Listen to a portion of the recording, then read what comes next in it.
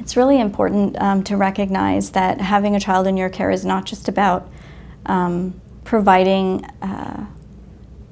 food, clothing, care. It also really is about that encouragement, helping them figure out sort of who they are and making meaning of their story. To try to recognize and advocate for children in all of their settings. So advocating for them in the relationship with their birth families.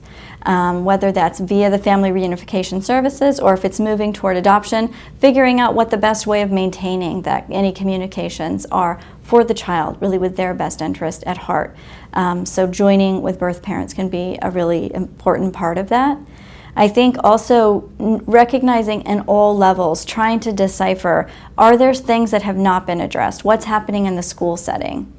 Now, are there social emotional issues that you're finding ways of strategizing at home that it would be helpful for you to extend to school? My child has a really hard time with transitions. You don't need to share with the teachers why, but you can say, so this is what we're trying at home. Or, he has a really hard time with loud noises or things that might startle him. They don't need to know the whole history and background. It's really none of their information. It's his story. But being able to say, this is what we're doing at home, or can we come up with a strategy together to make this feel like a safer place for him? So some of it's the social emotional piece. Some of it is they may have missed part of their schooling. They may have never had someone at home who was making sure that homework was done, that had communication. So again, creating that partnership with the school, which is where kids are spending most of their time during the week. And so that it's feedback back and forth. How's the child doing in that setting? You're not there.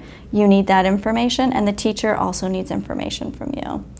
Also in terms of health, how are immunizations? Have they had all of the screening? Being able to speak up for them if kids have questions or they're uncomfortable about interactions with a pediatrician or with medical professionals.